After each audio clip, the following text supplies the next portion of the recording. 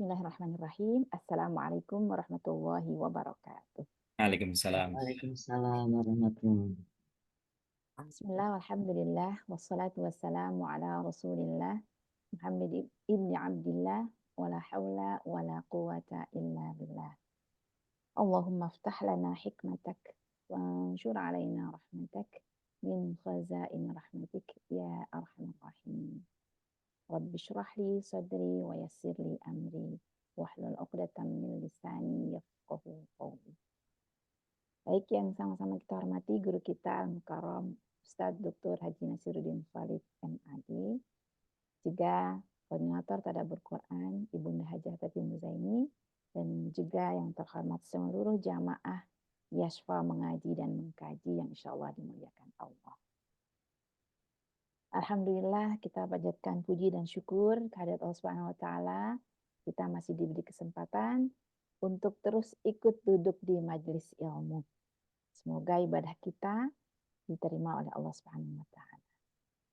Salawat serta salam semoga selalu tercurah limpahkan kepada Nabi kita, Nabi besar Muhammad sallallahu alaihi wasallam, serta keluarga, para sahabat, para tabi'in dan orang-orang yang istiqomah menjalankan sunnah.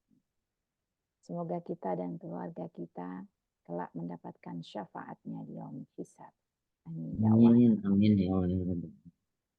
Baik, Bapak sekalian, alhamdulillah hari ini kita masih melanjutkan tafsir surat Al-A'raf. Hari ini kita akan melanjutkan ke ayat 131 insyaallah sampai dengan 137. Baik, mari sama-sama kita buka pertemuan kita dengan membacakan Quran surat Al-Fatihah. Ala hadhihi niyyah Al-Fatihah. A'udzu billahi minasyaitonir rajim. Bismillahirrahmanirrahim. Alhamdulillahi rabbil alamin arrahmanir rahim maliki yaumiddin. Iyyaka na'budu wa iyyaka nasta'in ihdinas siratal mustaqim. Siratal ladzina an'amta 'alaihim ghairil maghdubi 'alaihim waladdallin. Amin amin ya Allah ya rabbal alamin. Seperti biasa, sebelum kita mulai untuk mendengarkan tafsir, kita mendengarkan dulu lantunan ayat-ayat yang akan ditafsirkan nanti. Yang kali ini akan dilantunkan oleh Ustazah Nuryani, yang akan bacakan Quran surat Al-A'raf ayat 131 sampai dengan 137. Kepada Ustazah, tafadhali.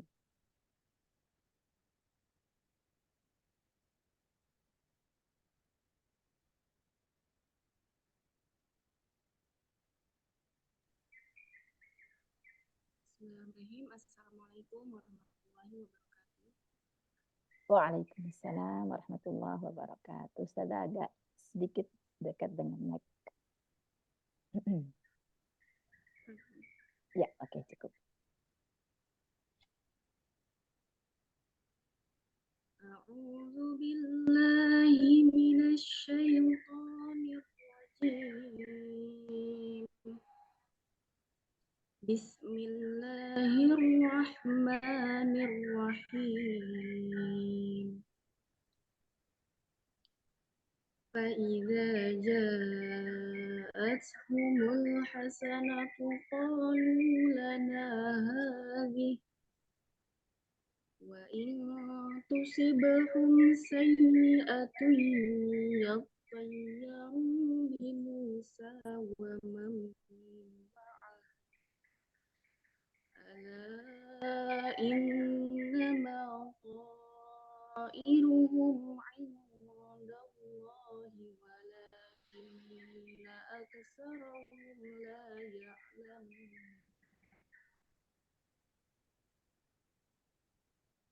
وقالوا مهما تأتنا به من آية لتسحرنا بها فما نحن لك بمؤمنين فأرسلنا عليهم الطوفان والجراد والقمل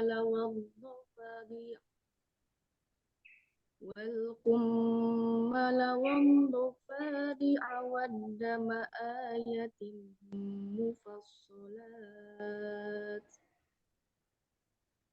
فاستكبروا وكانوا قوما مجرمين ولما وقع عليهم الرجس قالوا يا موسى ادع لنا ربك بما عهد عندك لئن كشفت عنا الرجس لنؤمنن ولنرسلن معك بني إسرائيل فلما كشفنا عنهم الرجس إلى أجل هم بالغوه إذا هم ينكثون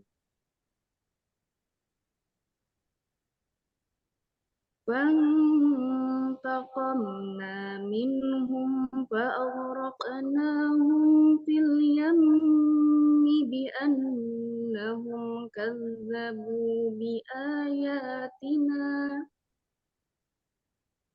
كذبوا بآياتنا وكانوا عنها غافلين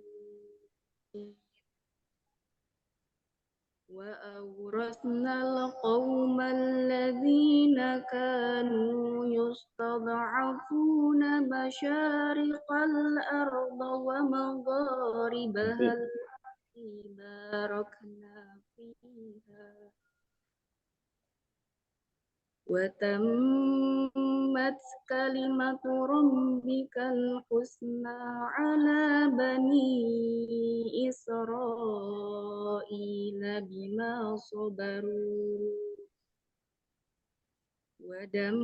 ودمرنا ما كان يصنع فرعون وقومه وما كانوا يعرشون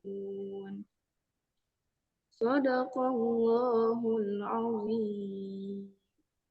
Wassalamualaikum warahmatullahi wabarakatuh. Waalaikumsalam warahmatullahi Waalaikumsalam wabarakatuh. warahmatullahi wabarakatuh. Jazakallah khair Ustazah Nurjani. Semoga baik yang membaca ataupun kita yang mendengarkannya, insya Allah mendapatkan rahmat dari Allah Subhanahu wa Ta'ala. Amin ya Allah ya Rabbal Alamin. Bapak Ibu sekalian, tibalah saatnya kita akan dengarkan tafsir dari ayat-ayat yang dibacakan tadi. Akan disampaikan oleh guru kita Al-Mukarram Ustadz Dr. Haji Nasruddin Khalid MAG. Pada beliau, tafadhal mashkuran Ustaz. Baik. Bismillahirrahmanirrahim. Assalamualaikum warahmatullahi wabarakatuh. Waalaikumsalam warahmatullahi warahmatullahi wabarakatuh. Alhamdulillah. Alhamdulillahilladzi hadana ilal iman wa waffaqana lil Islam. Asyhadu an la ilaha illallah wahdahu la syarika lah. Alladzi ayyadana ila fi'lil khairati wal ihsan. Asyhadu an la ilaha illallah wa la syarika lah. Ilahuna wa ilahul jamil insan. Wa asyhadu anna nabiyyana Muhammadan abduhu wa rasuluhu khairu khalqihi ila akhiriz zaman. Allahumma salli wa sallim wa barik wa azim ala nabiyil karim wa rasul azim nabiyina wa maulana Muhammadin wa ala alihi wa ashabihi wa tabi'ihi wa ansarih ila yaumiddin wa sallama tasliman katsira. Assalamualaikum wassayidat, assalamualaikum hayatakum. Bapak Ibu yang kemuliakan, puji syukur kehadirat Allah SWT.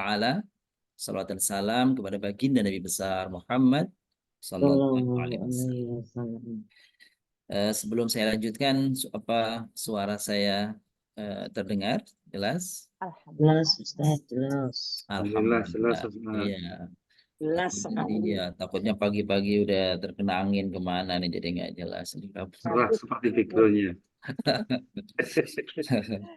Baik, Bapak yang muliakan, mudah-mudahan Allah senantiasa hadirkan rahmah, barakah, inayah, perlindungan kepada kita semuanya, hingga kita termasuk orang-orang yang senantiasa dimampukan oleh Allah SWT untuk imtithal awamirihi wajtinabu nawahi, melakukan apa yang diperintahkan dan menjauhi apa yang dilarang.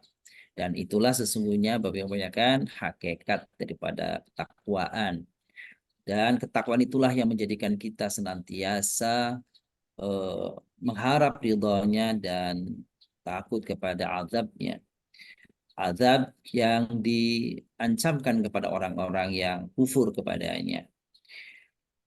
Ada ungkapan yang biasa kita dengar pada anak-anak kita di kalangan majlis taklim yang membaca syair Abu Nawas.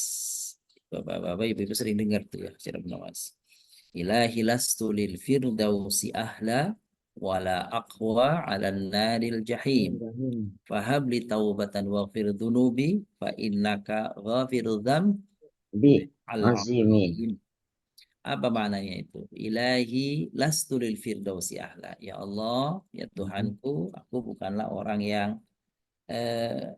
layak untuk Tidak menghuni pantas. firdausmu, surga firdausmu. Wala aku ala naril jahim, tapi juga pasti tidak kuat untuk memasuki atau untuk masuk ke dalam neraka jahim. Oleh karena itu ya Allah, fahabli taubatan waghfir dzunubi. Untuk itu berikan taubatmu ya Allah kepadaku dan ampuni segala dosa-dosaku. Nah itu ungkapan sesungguhnya ketawaduan seorang hamba seperti itu kepada Allah, bahwa rasanya belum layak kata dia untuk memasuki surga firdausmu dengan keadaan yang seperti ini, dosa yang tidak berhenti kadang-kadang dilakukan. Gitu, mau memasuki surga tapi ketaatannya masih sangat minim, gitu ya. Iya. Tapi kalau dimasukkan ke neraka pastilah tidak kuat ya Allah. Maka yang terbaik adalah fahabli taubatan waghfir dzunubi. Semoga taubat kami Engkau terima ya Allah, dan semua dosa-dosa kami Engkau ampuni ya Allah. Itulah saya kira yang terbaik adalah bahwa kalau Allah ampuni segala dosa kita, Allah terima taubat kita, maka mudah-mudahan itulah hadirnya atau kita menerima ridha Allah Subhanahu wa taala.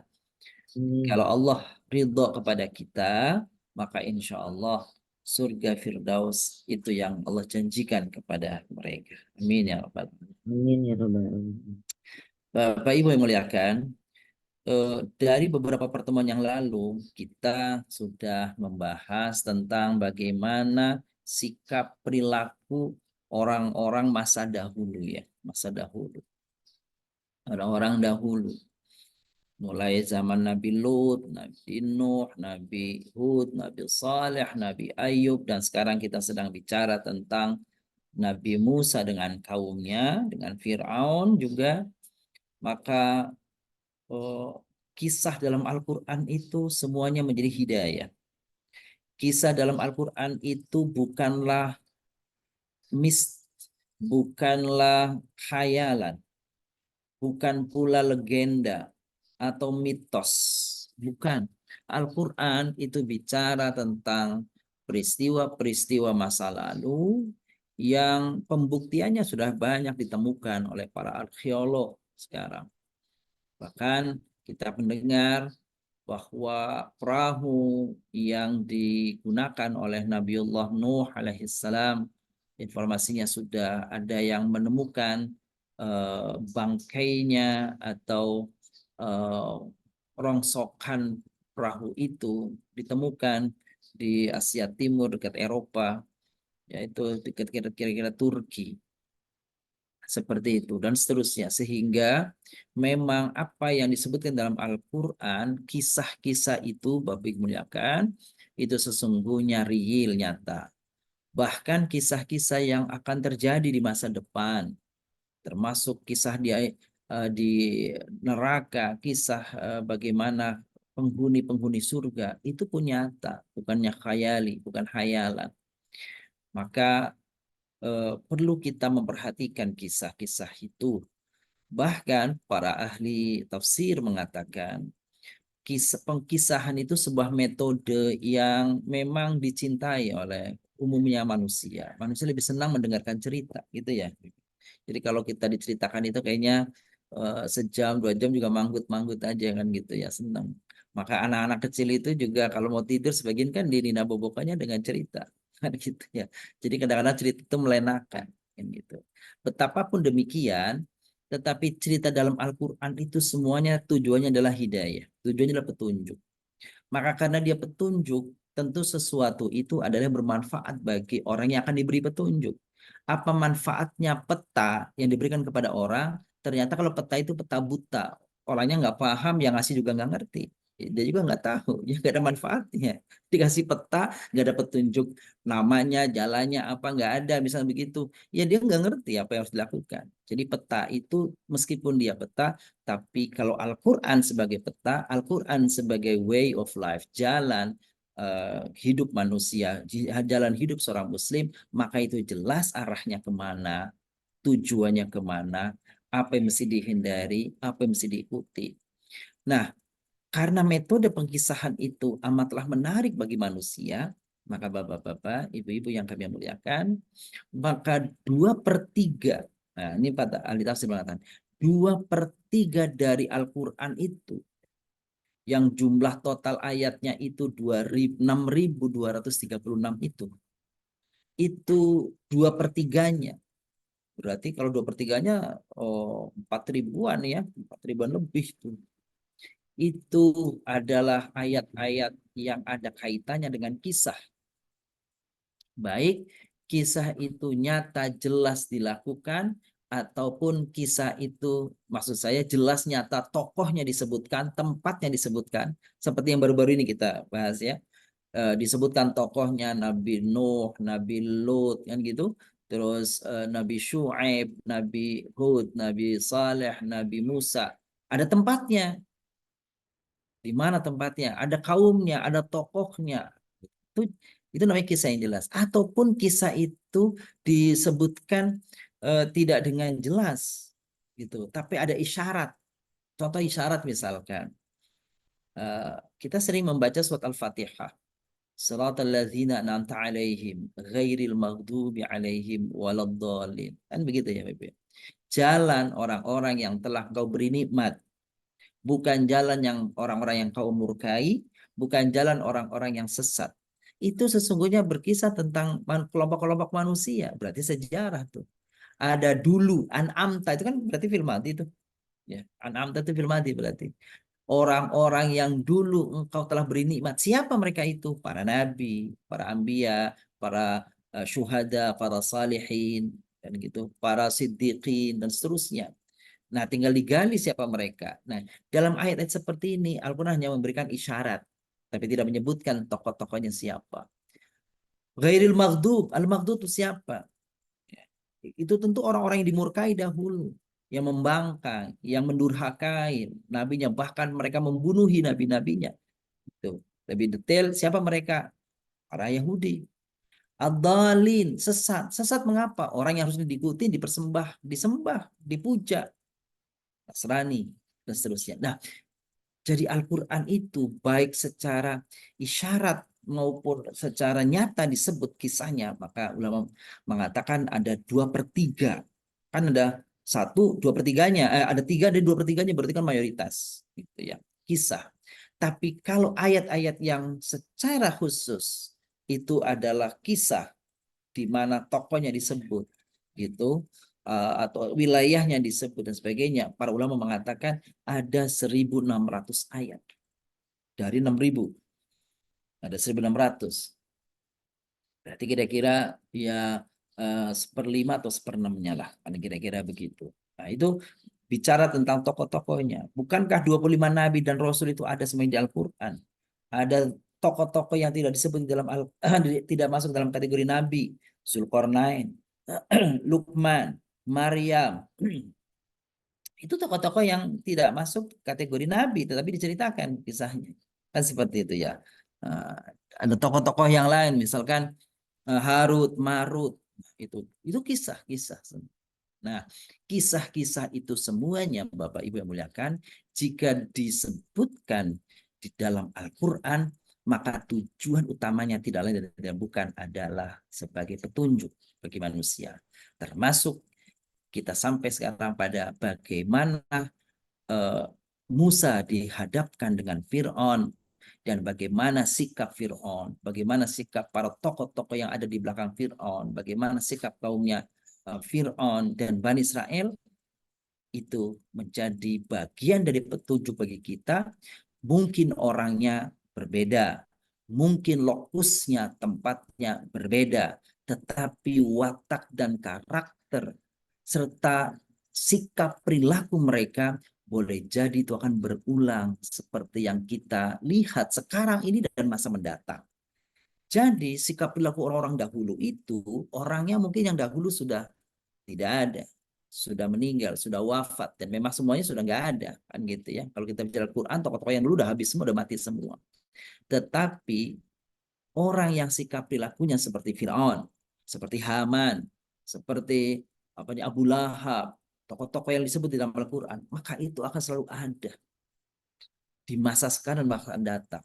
Maka Al-Quran memberi petunjuk kepada kita tentang, oh memang ini ada dari dulu itu. Dan memang sepanjang masa, tidak mungkin tidak bahwa Allah selalu akan menghadirkan adanya hak dan batil.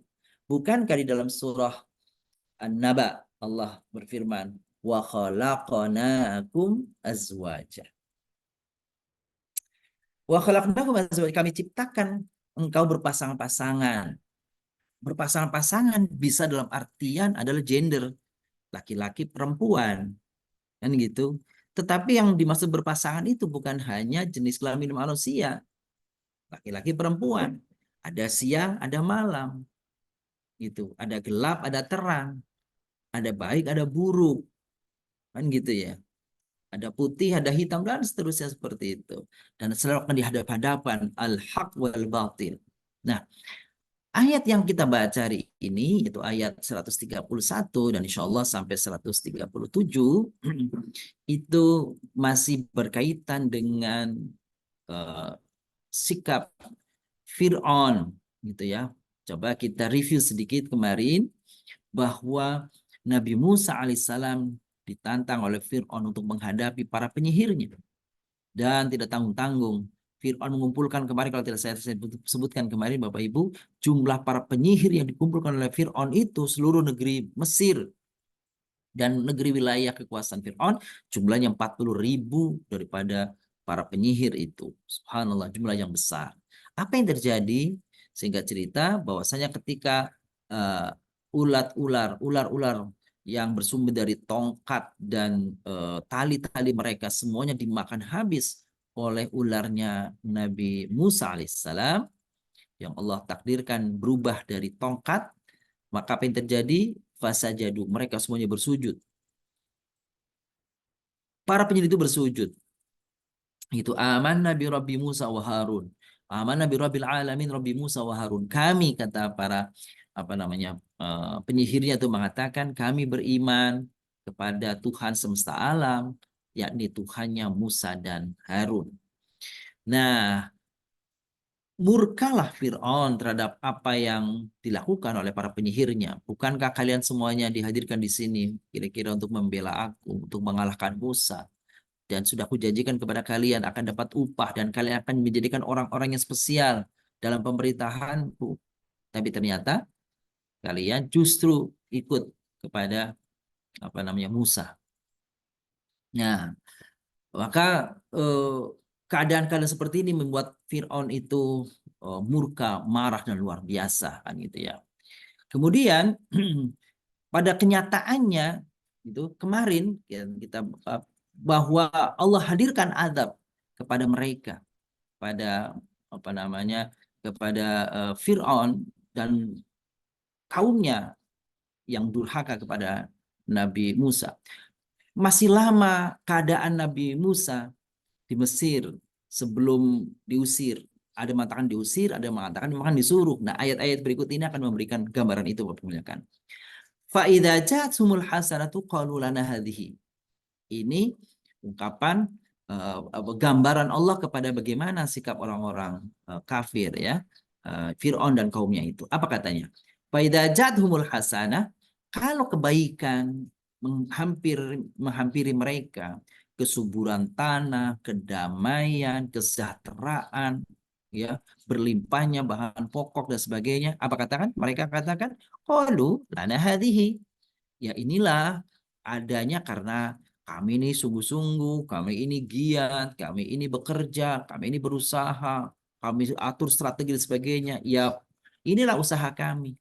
Jadi Bapak yang muliakan, kalau ada orang diberikan anugerah rizki, ilmu, pangkat, kehormatan, kemuliaan di masyarakat, ya, pada kehidupannya, lalu ketika ditanya sama orang, ya, atau menceritakan kepada orang atas kenikmatan itu tidak menghadirkan Allah di situ, maka ini cukup dikatakan bahwa dia kufur kepada nikmat Allah. Maka kalau kita ditanya tentang banyak hal, Bapak Ibu muliakan, jangan lewatkan, paling tidak mengawalinya dengan alhamdulillah. Alhamdulillah. Wah, Bapak atau Ibu luar biasa ya, anak-anaknya hebat-hebat. Kuliahnya yang satu di Eropa, yang satu di Australia, yang ini di sini dan di situ. Alhamdulillah, semuanya itu Allah anugerahkan dan memang anak-anak alhamdulillah sungguh-sungguh mereka semua. Boleh itu. Tapi kalau ketika ditanya itu menghadirkan gitu kisah kesuksesan dirinya, wah iyalah siapa dong gitu ya. Oh, mereka itu anak-anak yang rajin kok dan sebagainya. Tidak menghadirkan Allah dalam hatinya atau eksplisit dalam ungkapannya, maka boleh jadi ia termasuk orang yang kufur nikmat, kufur kepada nikmat Allah. Bahwa semuanya Allah yang menghadirkan. Apa yang ada dalam kehidupan kita, semuanya atas izin Allah. Betul kita usaha, betul kita gigih menghadirkannya, mengusahakannya, memperolehnya. Tapi jangan lupa ada peran Allah di sana. Begitulah dahulu Fir'aun dan kaumnya. Ketika diberikan kenikmatan, diberikan kesejahteraan, diberikan kemakmuran, lalu mereka katakan, qalu lana hadhihi. Oh, ini karena usaha kami. Memang kami layak mendapatkannya. Wa in tusibhum sayyi'atun, tapi ketika mereka ditimpa musibah, ya, musibah sendiri kan ditimpa, ya. Mereka ditimpa kesulitan, kesengsaraan, masa paceklik, masa susah dan sebagainya. Apa? Ya toyaru bi Musa, maka mereka arahkan ya kesengsaraan itu akibat ulahnya Musa, kira-kira begitu. Jadi kalau baik-baik mereka aku itu sebagai usaha dirinya, tapi kalau buruk-buruk itu orang lain. Itu kayak gitu kan sekarang ya. Orang begitu ya. Kalau yang baik-baik ya itu hasil kerja saya lah. Tapi begitu yang buruk dia tunjuk orang lain. Kan gitu ya. Kalau pas lagi bagus, wah itu karya saya. Tapi lagi banjir, oh itu dulu, oh tunjuk sana sini kan. Dan seterusnya dan seterusnya. Kalau lagi dapat prestasi, wah yang tampil dia. Tapi begitu dikecam, orang lain yang dipersalahkan. Itu model begitu kan bukan hanya dulu saja. Manusia model begitu bukan hanya dulu, sekarang dan akan datang akan selalu ada.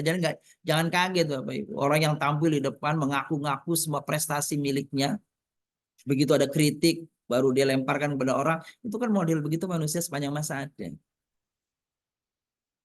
Gitu ya. Ini kalimatnya yatoyaru, yatoyaru. Itu yatoyaru itu kan sebenarnya dari kata-kata toir. Ya, toir atau toir. Toir itu kan arti burung. Gitu ya. Kenapa kata-kata sial gitu ya? Ungkapan sial itu digunakan dengan yatoyaru yang artinya itu toir burung tuh. Sebab orang dulu Bapak Ibu kan itu kalau mau menimbang nasib itu salah satu mereka lakukan adalah dengan cara apa? Ngambil burung diterbangkan. Lalu dibilang kalau burungnya ke kanan, kalau dari burungnya terbang ke kiri terus ke kanan berarti itu baik. Ya, kalau burungnya terbang ke kanan dulu ke kiri berarti buruk.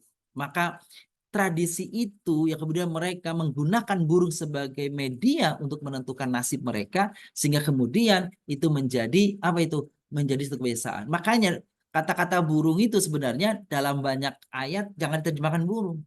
Contoh surat Yasin. Qalu ta'irukum ma'akum. Itu kan bukan burung. Coba kalau qalu ta'irukum ma'akum, mereka berkata burung-burung kamu bersama kamu, kan bukan itu maksudnya. Ta'irukum, kesialan, kesengsaraan, keburukan. Itu. Jadi kata ta'ir yang aslinya memang artinya burung mengalami perubahan, mengalami pengembangan makna. Ya, karena tradisi mereka apa itu? Bila ingin melihat sesuatu di masa depan, ya, maka cara mengundinya, cara mengenalinya itu menggunakan apa? Media burung. Nah, maka dibilang ya toyaru, ini dari kata-kata tatoyaro, ya tadi artinya menimbang nasib, ya menimbang nasib. Gitu. Ya toyaru bi Musa. Nah, tapi di sini konteksnya adalah nasib buruk. Jadi ketika mereka ditimpa kesulitan dan kesengsaraan, selalu menimpakannya keburukan itu kepada Musa. Wa mama'ah, dan juga bersama orang-orang bersama Musa. Siapa? Ya kaum Bani Israel. Ini gara-gara Bani Israel kita jadi sengsara begini. Innama ta'iruhum indallah. Nah, sesungguhnya nasib mereka itu, ya bukan burung mereka ya. Sesungguhnya nasib mereka itu ada di sisi Allah. Artinya apa? Allah menentukan mau baik mau buruk, gitu ya. Mau sukses mau gagal, meski manusia harus berusaha. Kalau seorang itu, itulah sikap muslim. Kalau seorang muslim berusaha, di dalam usahanya dia kaitkan kepada Allah dengan Allah, maka semuanya bernilai pahala. Sedangkan hasil itu bukanlah hal yang menjadi kewajiban dari manusia. Allah yang menentukan hasil. Manusia hanya berusaha. Walakin aktsarahum la ya'lamun, kebanyakan mereka tidak mengetahui. Wa qalu mahma ta'tina bihi min ayah litasharana biha fama nahnu laka bimu'minin. Ucapan mereka kepada Musa, Musa, andai pun engkau terus datangkan kepada kami, hadirkan, yakinkan kami dengan berbagai ayatmu. Ayat itu maksudnya mujizat di situ ya.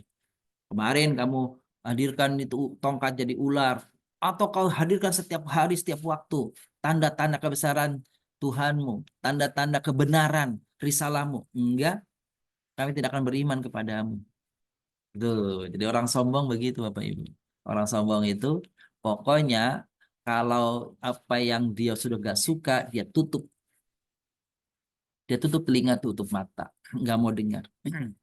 Maka ada ungkapan bahasa Arab mengatakan apa? Ungzur maqal wala tangzur man qala. Lihat, dengar siapa yang diucapkannya, apa yang diutarakannya. Bukan lihat siapa yang mengutarakannya. Artinya apa? Boleh jadi yang menyampaikan itu orang yang dalam strata sosial berada di bawah kita. Dari strata keilmuannya mungkin di bawah kita. Dari sisi usianya jauh di bawah kita. Dari sisi apapun mungkin jauh di bawah kita. Tetapi jika itu adalah kebaikan, maka layaklah kebaikan diterima. Nah, orang lalu berseloroh, lalu bercanda, lalu berkata-kata apa? Lihat, apapun yang keluar dari ayam, lihat. Kalau yang keluar telur, biar ayamnya kayak apa, ambil tuh telur. Kan gitu kira-kira. Tapi kalau yang lainnya ya jangan. Sekira-kira itu. Nah, ini orang-orang Bani Yahud, orang-orang yang apa namanya, orang-orang kaumnya Fir'aun ya, kaumnya Fir'aun. Fir'aun dan kaumnya dan tokoh-tokohnya apa mengatakan, seandainya pun engkau hadirkan kepada kami bukti-bukti kekuasaan Tuhanmu, bukti-bukti kebenaran risalahmu, tetap kami tidak akan beriman kepadamu, hai Musa. Farsalna, maka atas upaya mereka yang terus-menerus gak selesai-selesai mendiskreditkan Nabi Musa, mencemooh Nabi Musa, mengejek Nabi Musa dan kaumnya, mempersulit, mengintimidasi ya, Musa dan juga kaumnya, apa yang terjadi? Akhirnya Nabi Musa berdoa kepada Allah, akan Allah hadirkan bencana kepada Fir'aun dan kaumnya. Apa yang terjadi? Fa'arsalna, maka kami turunkan, kami kirimkan alaihim, kepada mereka. Ada 5 jenis azab kepada Fir'aun dan kaumnya. Pertama, at-tufan. Tufan itu Bapak-bapak Ibu yang bisa artinya itu angin angin topan, hebat, badai hebat, bisa juga banjir besar yang mengelilingi. Jadi kata tofa itu katanya mengelilingi ya, mengelilingi. Tofa ya tuaf, ya tufan itu kan mengelilingi artinya. Jadi sesuatu azab yang seakan-akan mengurung mereka, ya, baik bentuknya adalah banjir, angin hebat gitu kan, dan sebagainya, itulah disebut tufan. Gitu ya. Ini ada yang disebut katanya banjir dalam konteks peristiwa ini nih, banjir besar. Wal jarad, Allah hadirkan gitu ya. Apa? Setelah banjir besar, lalu mereka bilang, oh kalau hanya banjir saja sih nggak apa-apa, yang penting kita nih aman kan gitu. Apa daripada binatang. Ternyata Allah hadirkan belalang. Gitu ya. Ternyata belalang saja belum tentu membawa penyakit, maka Allah hadirkan kutu. Wal kuman, kutu, sehingga menghadirkan penyakit. Ya, sehingga mereka terkena penyakit wabah waktu itu luar biasa. Lalu kemudian nggak cukup manusianya, agar lumbung-lumbung makanan, lumbung-lumbung bahan pokok mereka itu juga jangan sampai selamat, maka Allah hadirkan katak yang kemudian memakan panenan-panenan mereka yang disimpan di gudang-gudang. Gitu. Katak itu menghabiskan makanan-makanan mereka. Ternyata bukan hanya makanannya saja diserang. Apa itu? Mereka masih ada kemungkinan kalau makanannya habis, mereka bisa minum. Sesungguhnya manusia kan butuh minum nggak bisa enggak. Tapi apa yang terjadi? Allah hadirkan darah, dan darah itu bercampur dengan air. Sehingga apa di mana mereka mengambil air, airnya bercampur dengan darah. Sehingga bau amis menyeluruh kemana-mana. Luar biasa. Ini adab yang luar biasa. Dan itu mengenai Mesir, dari mulai istana Fir'aun dan juga warga Mesir. Tetapi apa yang diselamatkan adalah di mana di situ wilayah ada orang-orang Bani Israel, kaumnya Nabi Musa, maka selamat. Mereka itu selamat. Mereka itu teraman. Mereka itu tidak terkena bencana itu. Aman dari bencana-bencana yang 5 tadi. Yaitu apa itu? Banjir, belalang, kutu, katak, dan darah. Kan gitu ya. Fastakbaru wa kanu qauman mujrimin. Gitu. Tapi segitunya saja mereka masih gengsi, masih sombong untuk untuk beriman kepada apa yang dibawa oleh Nabi Musa alaihissalam. Maka walamma waqa alaihimur ridz qalu ya Musa ad'u lana rabbaka bima ahida indak la in kashafta 'anna ridz lanu'minanna laka wa lanursilanna ma'ak bani Israil. Nah, ketika bencana tadi tidak kunjung padam, tidak kunjung berhenti, putus asa sudah menghampiri mereka, barulah mereka mendatangi Musa, lalu mereka berkata kepada Musa, minta tolong kepada Nabi Musa. Qalu ya Musa ulana rabbak, wahai Musa, minta tolonglah kepada Tuhanmu. Kan gitu ya. Jadi mereka gengsi untuk menyebut Allah, nggak mau menyebut Allah. Jadi mereka bilang, coba minta tolong sama Tuhanmu. Apa? Ud'ulah, berdoalah kepada Tuhanmu agar kami diselamatkan. La in kasyafta 'anna rijz, jika engkau dengan doamu itu Allah singkap, Tuhanmu singkap kita, hilangkan kita dari rijz, dari kesengsaraan ini, dari kemalangan ini, dan gitu, lanu minanna laka walarunsilanna ma'aka bani Israel, maka lanu minanna, ini maknanya ada berbeda pendapat para ulama nih. Lanu minanna ini ada mengatakan kami benar-benar akan beriman laka, kepada apa yang kau imani hai Musa. Itu yang pertama. Lalu minalaka, lalu minannalaka. Tapi pendapat ulama yang lain mengatakan bukan itu artinya lanu minannalaka itu bukan kami beriman.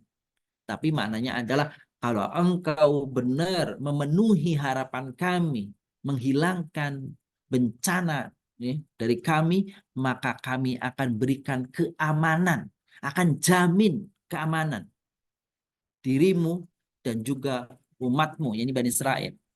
Wala nursilanna ma'aka, dan akan kami utus, ya, kami berikan, kami persilahkan engkau bersamamu Bani Israel. Nah, kata mereka begitu. Jadi ini semacam bargain, ini semacam apa namanya tukar jadi janji tukar menukar kan gitu. Kalau engkau selamatkan kami dari azab, hilangkan bencana dari kami, maka kompensasinya akan kami berikan kepadamu kebebasan. Untuk apa? Untuk meninggalkan Mesir, silakan bawa Bani Israel. Itu pendapat yang paling masyhur. Meskipun ada juga mengatakan kalau engkau singkap dari kami bencana, musibah ini, engkau hilangkan Tuhanmu melalui Tuhanmu itu, Tuhanmu telah hilangkan azab ya, bencana dari kami, maka kami benar-benar akan beriman. Ini janji. Tapi bagaimana janjinya? Lihat ayat berikutnya Bapak Ibu muliakan. Falamma ketika gitu ya. Nah, ini kan syarat tuh ya. Falamma kashafna anhumur rijz ila ajalin hum balighuhu idahum yang kuthun. Nah, itu begitu. Orang kalau lagi sengsara, lagi butuh gitu, lagi terdesak, maka mengobrol janji. Janji nanti kalau yang penting janji. Janji mau kasih ini, kasih gitu, kagak penting. Pokoknya nanti kalau udah jadi, aduh dari gimana ceritanya sih nggak penting gitu ya. Nah, mulai dah ada yang janjiin mau ngasih ini, ngasih itu, belum apa-apa udah keliengan, puyeng. Waduh dari mana duitnya ini mau ngasih ini dan sebagainya. Nah itu dia biasa begitu. Ada juga yang ngasih karpet ke masjid. Masjid begitu nggak jadi, karpetnya ditarik lagi. Ampun deh. Gitu ya. Ada yang ngasih jalan, jalannya dipampet lagi. Ini janji. Tapi kalau nggak, janjinya itu pamrih, janjinya itu ada apa namanya, ada kok apa ya bargainingnya. Jadi begitu tuh, nggak karena Allah tuh janjinya itu. Bayangkan gitu ya. Pokoknya janji dulu, urusan belakangan. Urusan belakangan. Nanti berkelit lagi. Ngasih ini, ngasih itu, gitu. Dan orang yang dikasih janji mau aja lagi ya, aneh gitu. Udah tahu tukang bohong masih juga diterima. Kan aneh itu ya. Masyarakat kita begitu. Dijanjiin ini dan itu mau denger. Padahal udah tahu itu bohong masih juga. Maka ada apa namanya pepatah mengatakan gampang orang Indonesia itu gitu. Bencinya lama apa namanya nggak lama. Sebentar, besok udah berubah. Udah diiming-iming ini lupa. Kasih 300.000 apa tuh rela sengsara sekian tahun nggak apa-apa. Yang penting 300.000 dapat dulu, 500.000 dapat dulu. Sengsara sekian tahun urusan belakangan, nah repot ya. Nah, janji seperti ini ternyata dari dulu udah sering terjadi tuh. Kan gitu. Fir'aun juga gitu janji. Pokoknya Musa, kau hilangkan dulu nih musibah dari kami. Nanti setelah itu kami akan beriman lah, kami akan janji apa namanya kamu bisa bebas. Silakan pergi dari Mesir, bawa semua Bani Israel. Tapi apa? Begitu azabnya, musibahnya diangkat, dihilangkan gitu. Ya, sehingga sampai waktu di mana mereka harus penuhi janji-janji itu, gitu ya. Jadi ayatnya harus diingat nih Bapak Ibu nih. Diingat nih kalau ada yang janji nih ya. Harus ingat nih janji nih. Surah Al-A'raf 135, ingat itu. Ya. Apa katanya? Ternyata mereka ingkar janji. Janjinya kan tadi, Musa, kalau engkau sudah hilangkan musibah dari tempat kami, maka kamu boleh pergi bersama Bani Israel. Silakan. Bawa kemana itu? Akhirnya atas janji itu Nabi Musa kan akhirnya membawa, gitu ya. Membawa apa tuh? Membawa Bani Israel keluar. Ya, keluar dari apa tuh? Keluar dari Mesir. Mau masuk keluar dari Mesir. Tapi ternyata yang terjadi apa? Yang disebut ingkar tadi, Fir'aun ternyata berubah pikiran. Artinya akhirnya apa? Begitu Nabi Musa pergi di malam hari, gitu ya, akan keluar dari Mesir, menyeberang. Yang Nabi Musa kan hanya disuruh saja, capailah negeri itu, negeri yang janjikan itu, dan gitu. Nah, akhirnya Nabi Musa ke arah itu dan melewati. Menurut balah tafsir Bapak Ibu yang jadi fil yam, ini kan ada katanya fangtaqamna minhum faghraqnahum fil yam. Al yam itu Bapak Ibu itu dalam bahasa Arab bisa dua maknanya, bisa sungai bisa laut, bisa sungai bisa laut. Maka ada orang yang mengatakan fil yam ini yang kami tenggelamkan gitu. Dalam yam itu ada yang mengatakan di sungai Nil, ada yang pun mengatakan di Laut Merah, tetapi yang paling masyhur adalah di Laut Merah, gitu ya, di Laut Merah. Jadi dengar bahwa Musa membawa apa namanya kaum Bani Israel ini, terus kemudian Fir'aun diprovokasi oleh para tokohnya mengatakan kalau kita biarkan Musa melenggang pergi begitu saja. Dia menyusun strategi di sana, menyusun kekuatan. Pada saatnya nanti dia akan menyerang kita dan kita habis. Maka jangan biarkan dia akhirnya begitu besoknya dikejar. Ya, Nabi Musa dan kaumnya kan jalan kaki. Sedangkan ini kan tentara, Fir'aun sama tentara kan pakai kuda. Akhirnya dikejar paginya itu, besoknya dikejar dan kelihatan itu apa? Bahwa rombongan itu sudah lagi sedang melewati laut itu. Jadi Laut Merah yang menurut para ulama ya, Laut Merah itu. Apa yang terjadi Bapak Ibu sekalian? Fir'aun tahu bahwa ini adalah kekuasaan Allah nih, laut bisa terbelah sehingga di tengahnya ada jalan bisa orang lewat. Dan ini sesungguhnya adalah keajaiban, kemujizatan yang diberikan Allah kepada Musa. Dan kalau dia, kata Fir'aun, kalau kita masuk ke situ, kita nggak akan tenggelamkan. Hati kita semuanya nih. Tapi apa yang terjadi Bapak Ibu lihat? Ini saya baca dalam tafsirnya. Ya. Apa itu? Itu Fir'aun ternyata dilalahnya kata orang. Jadi kan jangan dilalah itu kan orang sono ya. Qadarullah kalau bahasa kita ya. Qadarullah, dilalah itu bahasanya itu. Qadarullah di saat itu apa yang terjadi Bapak Ibu kan? Yang terjadi Fir'aun itu bawa kuda yang ternyata kudanya itu berlawanan jenis dengan kudanya Nabi Musa alaihissalam. Apa itu? Ini ceritakan sama ulama gitu ya.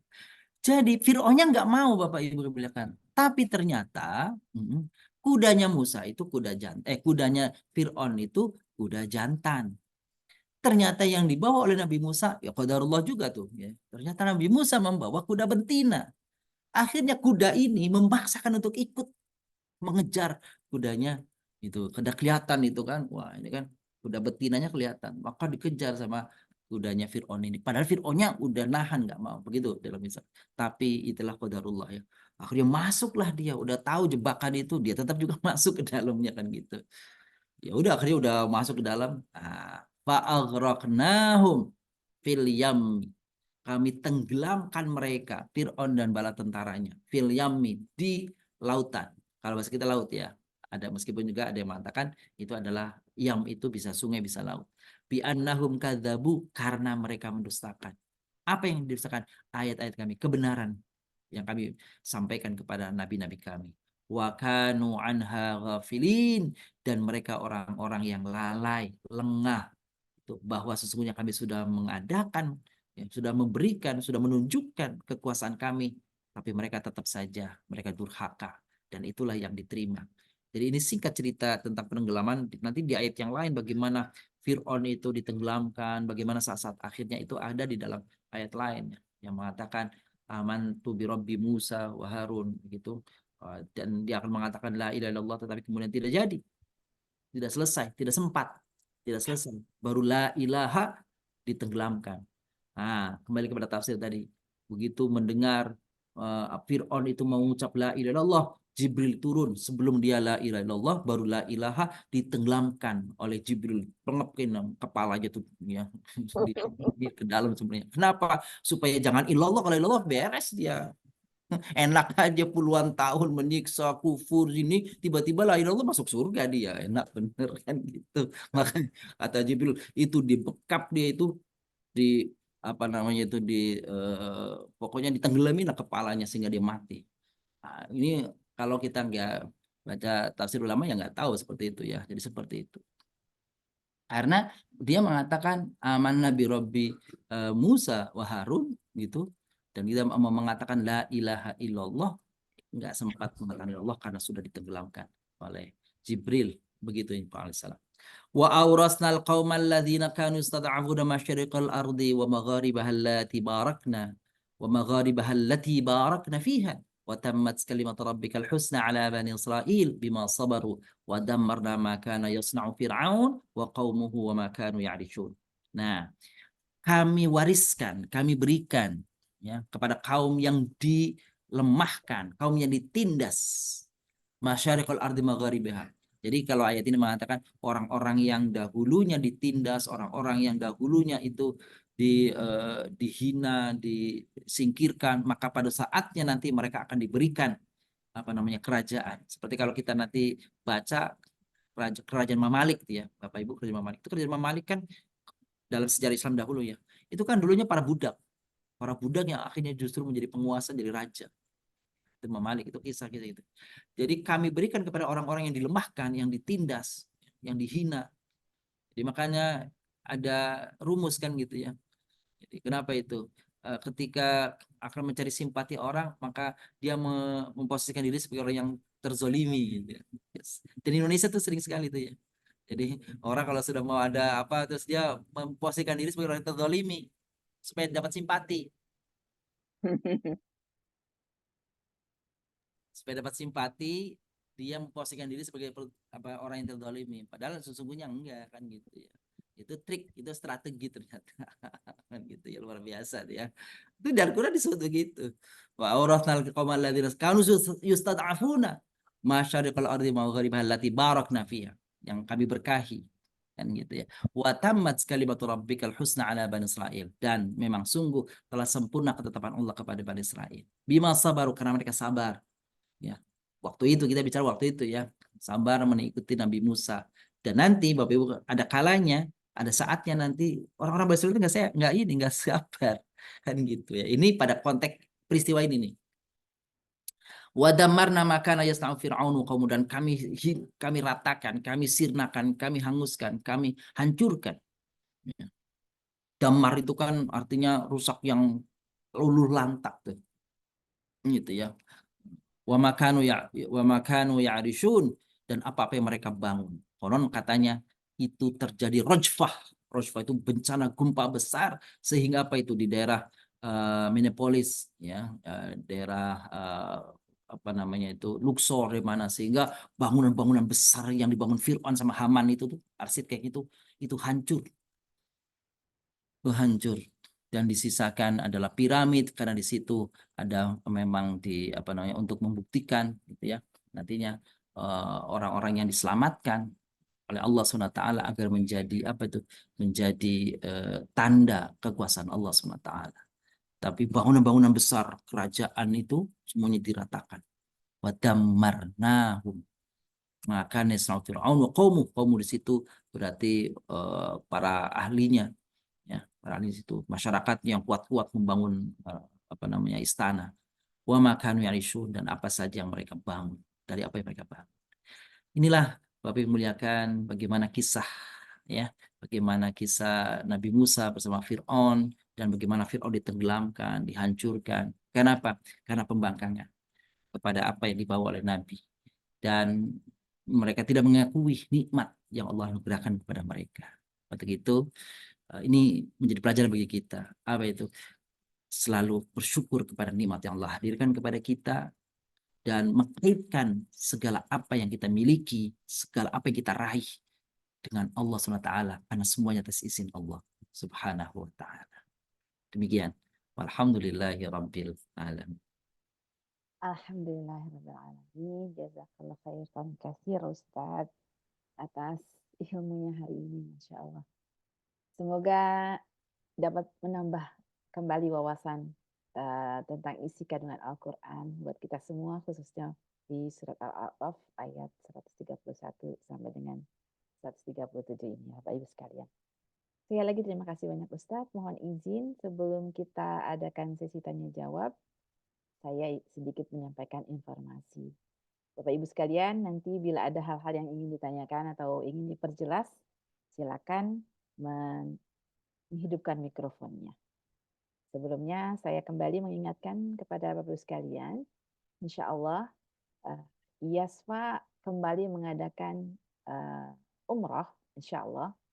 Umrah di insya Allah di bulan Muharram, di mana rencananya akan diadakan dekat dengan Haramain.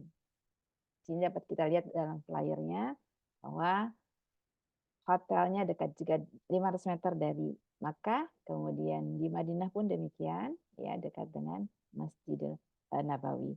Jadi Bapak Ibu sekalian, bagi yang mempunyai rencana ataupun berkeinginan untuk umrah bersama guru kita yang akan dipimpin oleh guru kita, Ustaz Dr. Haji Nasruddin Khalid, silakan untuk menghubungi di 0818 944 668. Insya Allah dalam umroh tersebut ada 2 kali Jumat di Makkah dan Madinah, dan insya Allah ada free ke Taif.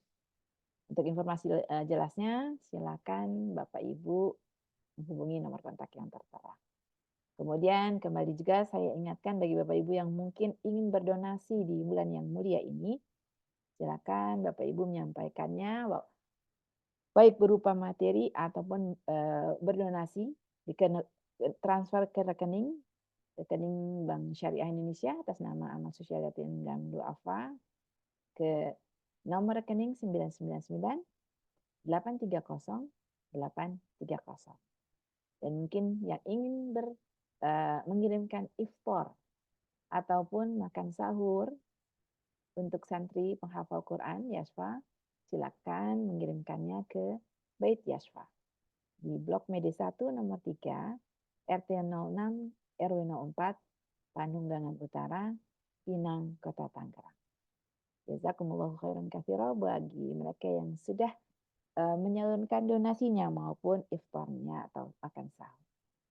Baik, demikian Bapak Ibu sekalian. Apabila ada hal informasi yang ingin diperjelas, boleh silakan menghubungi kami.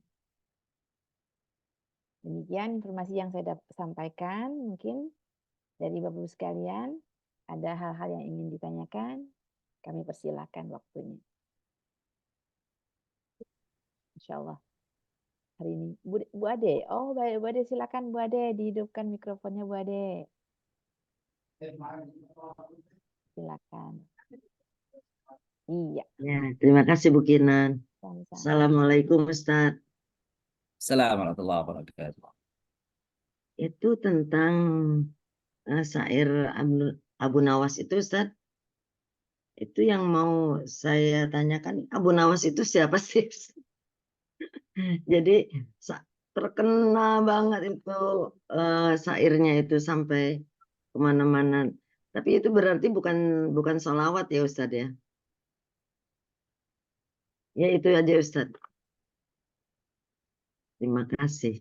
Baik, makasih Bu. Abu Nawas itu tokoh bukan sahabat, bukan tabi'in gitu ya.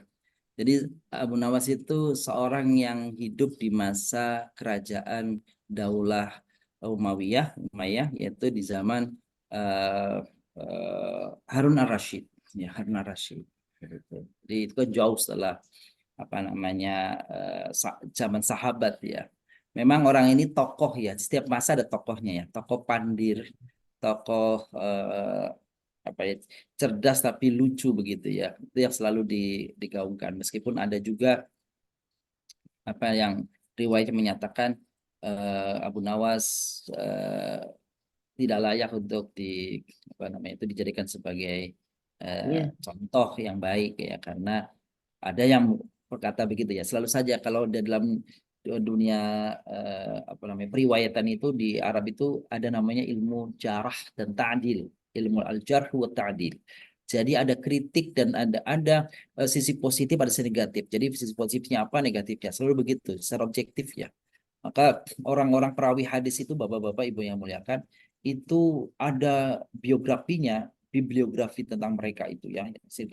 Mereka anak siapa, keturunan siapa, dan sebagainya, bagaimana kebiasaan baiknya, bagaimana kebiasaan buruknya, itu mereka sebagai semua. Termasuk Abu Nawas itu ya.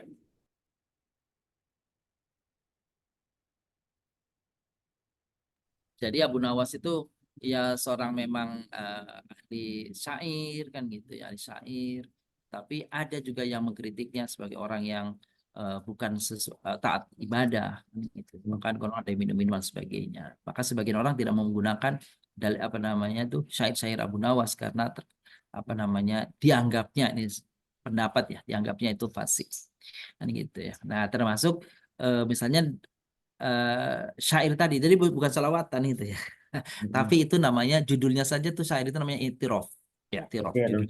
Itiraf itu artinya pengakuan diri, pengakuan kelemahan. Tapi tadi seperti tadilah, arti sesuatu yang baik dari manapun ya, sepanjang itu baik kita terima. Jangankan dari seorang muslim ya, dari non muslim sekalipun kalau terkebaikan ya terima ya. Maka ilmu yang datang misalkan kalau itu datang dari barat, gitu. Seandainya pun datang dari orang yang tidak beriman, kalau itu bermanfaat baik ya kita ambil, kita pakai. Ya contohnya Bapak Ibu, kita punya HP, yang membuat HP kan bukan Muslim ya, gitu kan. Tapi di HP itu kan ada Al-Quran, ada hadis, ada apa programnya sebagian kan dibuat oleh mereka. Sepanjang itu baik ya nggak apa-apa. Sepanjang itu baik nggak apa-apa. Tapi tentu diseleksi mana yang baik. Nah, begitulah kira-kira Abu Nawas. Oh, Bagaimanapun memang diterima oleh orang di apa namanya sebagai suatu keumuman bahwa Abu Nawas itu sebagai tokoh penyair yang syair-syairnya menginspirasi banyak orang, bahkan tokoh ini tokoh pandil, tokoh lucu ya. Itu kan selalu dalam cerita itu selalu saja itu apa namanya Harun al-Rashid itu dibuat nggak berdaya di depan, dalam artian nggak berdaya iya, itu dibuat selalu kalah terus kalah ya Ustaz. kalah kalah logis, kalah cara apa namanya logikanya dengan Abu Nawas, tokoh-tokohnya, para jenderal-jenderal ya pada dirinya kalah. Nah ini apakah ini khayali, apakah ini nyata, hakiki Yang atau khayali itu wallah alam. Jadi memang kisah-kisahnya selalu kisah-kisah pandiri ya. Apakah itu apa namanya nyata real atau tidak? Tapi begitulah ceritanya. Dan bukan masalah objek keimanan ya, bukan keimanan itu. Boleh percaya, boleh pakai, boleh tidak. Begitu Bunda. Ya, ini juga ada pertanyaan dari Bunda Ade Darmawati. Darmawati. Iya, kan gitu ya. Kenapa? Kalau Allah cinta kepada Bani Israel, tapi kenapa Bani Israel itu sekarang Israel itu apa namanya benci Palestina? Baik, ini cukup panjang sebenarnya. Jadi gini nih, Bapak Ibu muliakan, harus kita bedakan antara Israel dan Yahudi. Ya, itu pertama. Lalu kita harus bedakan ada tiga, Israel, Yahudi, dan Zionis. Harus dibedakan tuh, gitu ya. Kalau Israel itu kan nama yang dari Nabi Yakub.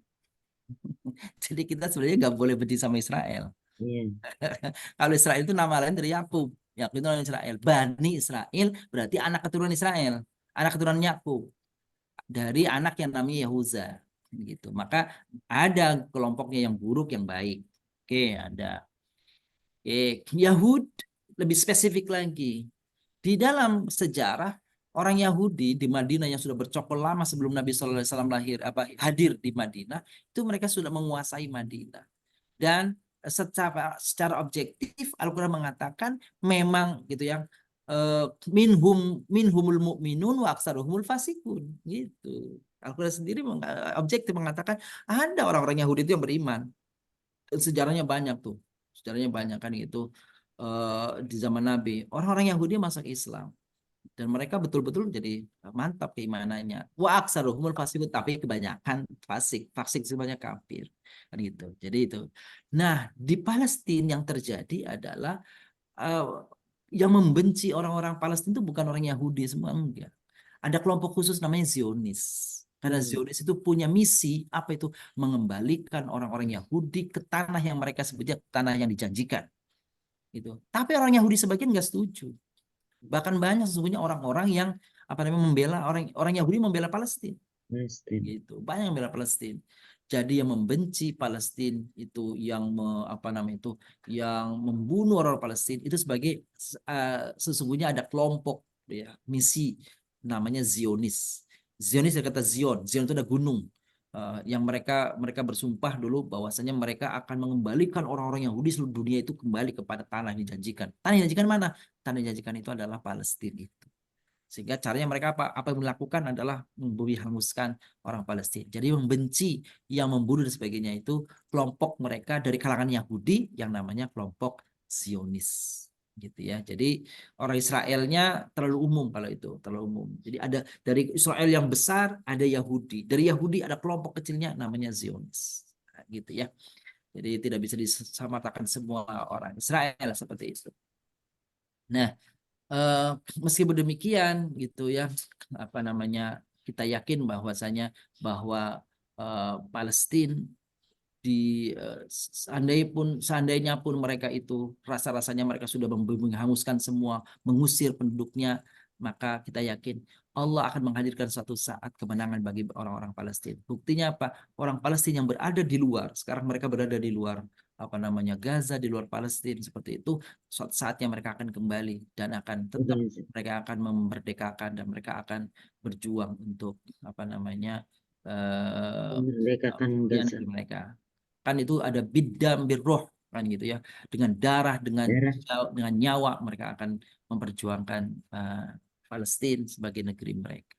Kita doakan, makanya Bapak Ibu kan kita doakan, mungkin juga kita mendonasikan sebagian harta kita miliki, tapi doa juga tidak kalah pentingnya untuk mereka semuanya. Jadi begitu Bunda Ade Darmawati.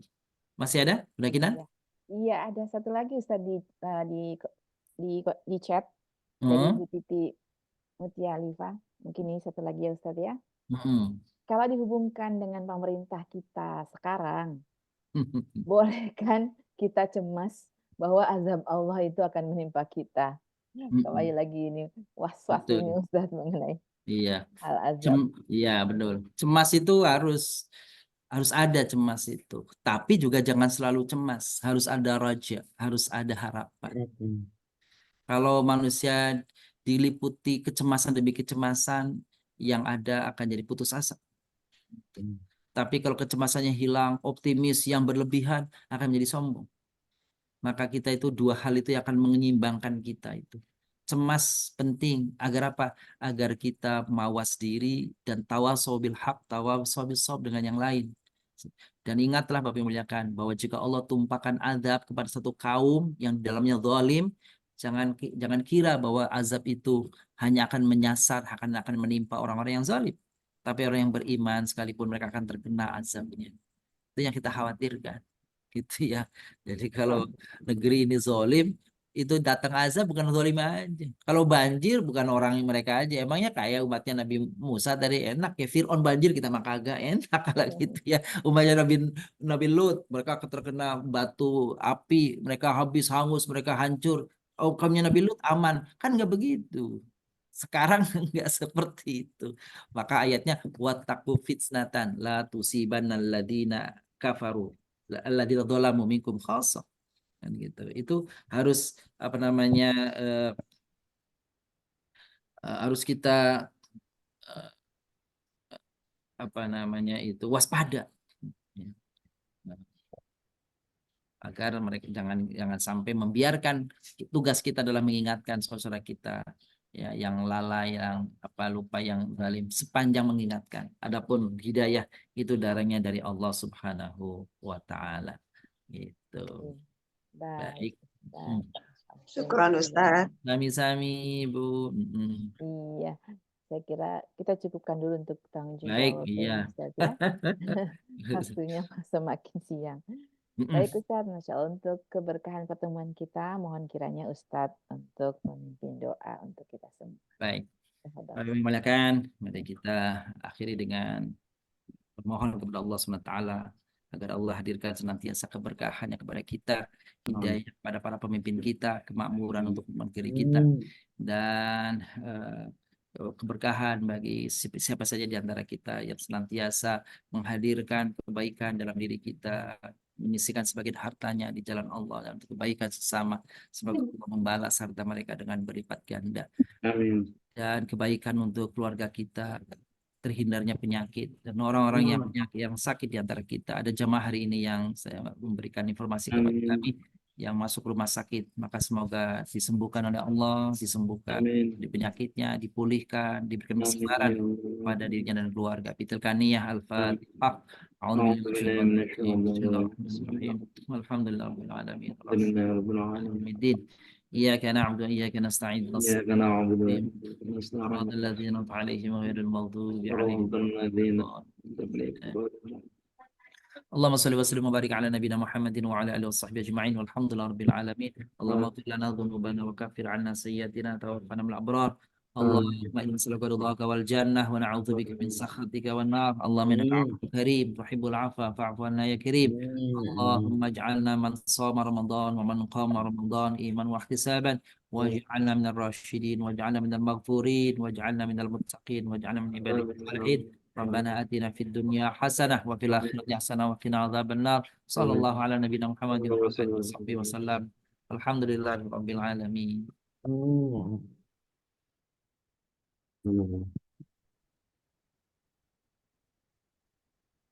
Nana buka dulu.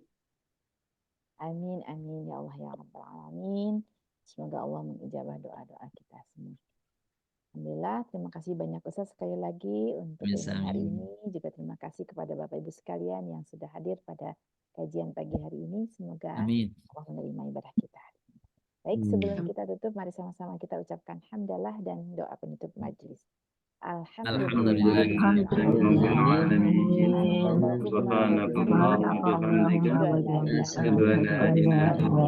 Masih Ustaz. Assalamualaikum warahmatullahi wabarakatuh. Terima kasih